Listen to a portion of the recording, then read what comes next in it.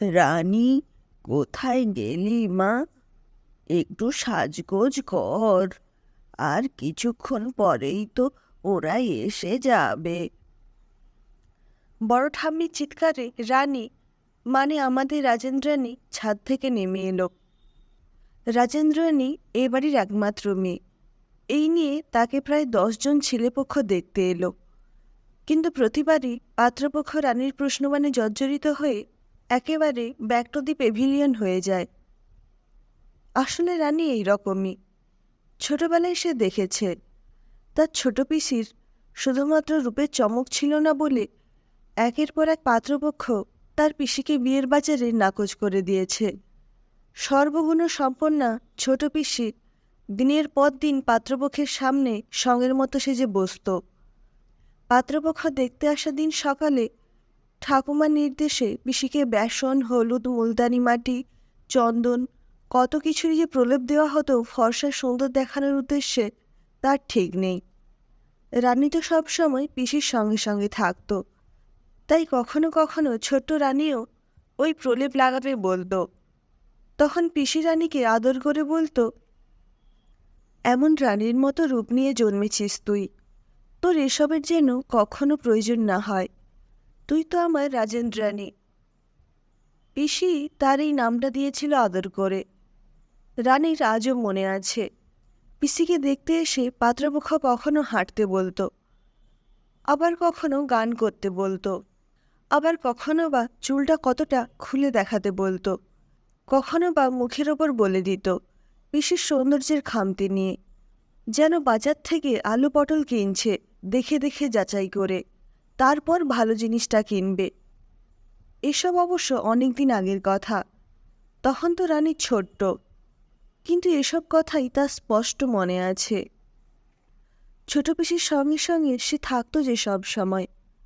তারপর যখন বিয়ের বাজারে ছোট পিসিকে নাকচ করে দিত পাত্রপক্ষ, ছোট পিসি কান্নায় ভেঙে পড়ত, যেন কত বড় অপরাধী পিসি, তাকে পছন্দ হয়নি ওদের সেজন্য। ছোট্ট রানী তখন পিসিকে মাথায় হাত বুলিয়ে দিতে দিতে না বুঝেই বলতো, তুমি কেঁদো না পিসি, তোমাকে কে কষ্ট দিয়েছে বলো, আমি তাকে মারবো।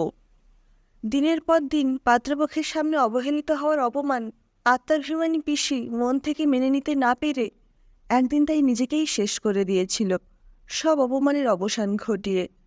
বাড়ির সবাই সেদিন কান্নায় ভেঙে পড়লেও ছোট্ট রানী তার পিসির আসল কষ্টের কারণটা কিছুটা হলেও বুঝতে পেরেছিল। আসলে মুখে আমরা যতই বলি একটা মেয়ের গুণই তার আসল পরিচয়, কিন্তু কার্যক্ষেত্রে আমাদের সমাজে এখনো পাত্রপক্ষ সবার আগে ঝা চকচকে রূপের দিকেই আকৃষ্ট হয়। রূপ নয়, গুণ বড়, এসব শুধু কথার কথা। কটা পাত্রপাত্রের বিজ্ঞাপনে এটা লেখা থাকে যে সুন্দরী নয়, গুণী মেয়ে চাই।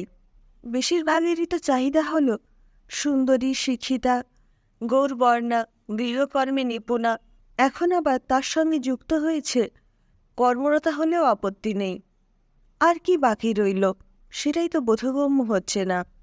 সে যাই হোক, রাজেন্দ্রাণীর জীবনের মুখ্য উদ্দেশ্যই ছিল তার আদরের পিসির ওপর হওয়া প্রত্যেকটা অন্যায়ের উচিত জবাব দেওয়া। যে রূপের খোঁচা দিয়ে পিসিকে পাত্রপক্ষ প্রত্যাখ্যান করত দিনের পর দিন, সেই রূপকেই হাতিয়ার করে রাজেন্দ্রাণী শিক্ষা দেবে পাত্রপক্ষদের।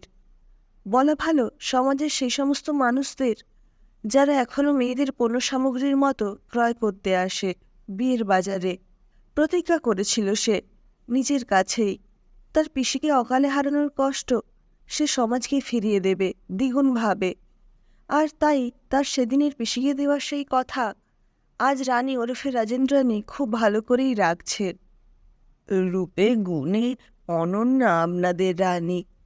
এই মেয়েকে পছন্দ না হলে আর কাকে পছন্দ হবে? কি যেন নাম বলেছিলেন? রাজেন্দ্রাণী। সত্যিই রাজেন্দ্রাণী আপনাদের মেয়ে।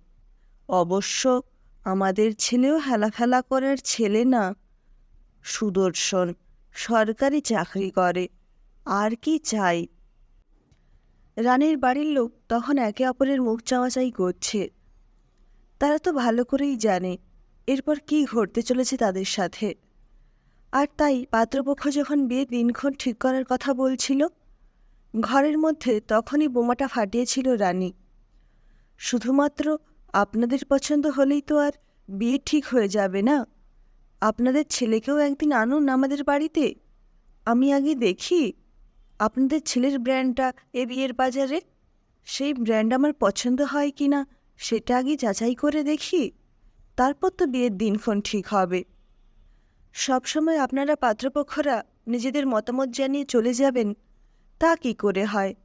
আর তাছাড়া সুদর্শনা সরকারি চাকরি করলেই যে আপনাদের ছেলে বিয়ের জন্য একেবারে যোগ্য পাত্র, এরকম কেন ভাবছেন বলুন তো? মানুষ হিসেবে আপনার ছেলের কতটা যোগ্যতা আছে সেটাও তো আমাকে দেখতে হবে। রানী রেহানের মন্তব্যে পাত্রপক্ষ থতমত খেয়ে গেল। তারা তখন রানীদের বাড়ি থেকে তাদের আপ্যায়নের জন্য যে জলখাবারের ব্যবস্থা করা হয়েছিল সেটা সদ্গতি করতে ব্যস্ত হয়ে পড়েছিল। কিন্তু রানীর কথায় তাদের মুখের খাবার না গলা দিয়ে নামতে পারছে আর না মুখে ঢোকাতে পারছে, এরকম অবস্থার সম্মুখীন।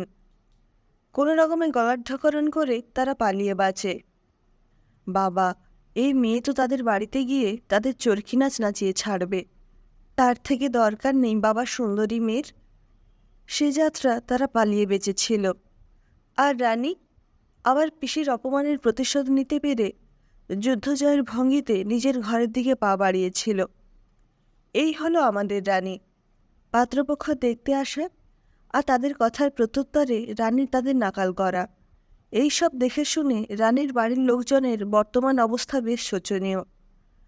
রানী শুনেছে একদিন ওর মা বাবাকে বলছিল, এরকম চলতে থাকলে মেয়ে তোমার সারা জীবন আইবুড়ো হয়ে ঘরে বসে থাকবে।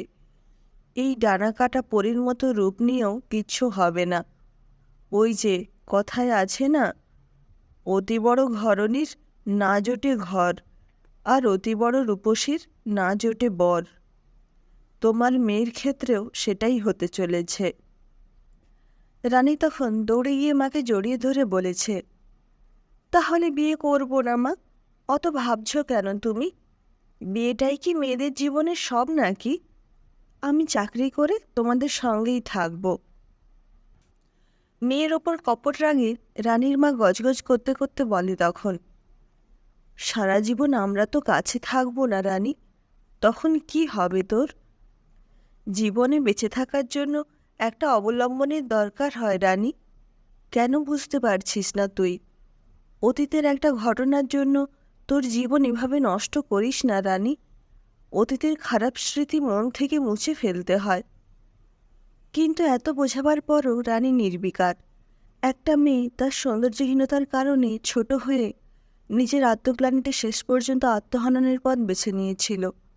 এটা রানী কি করে ভুলতে পারে?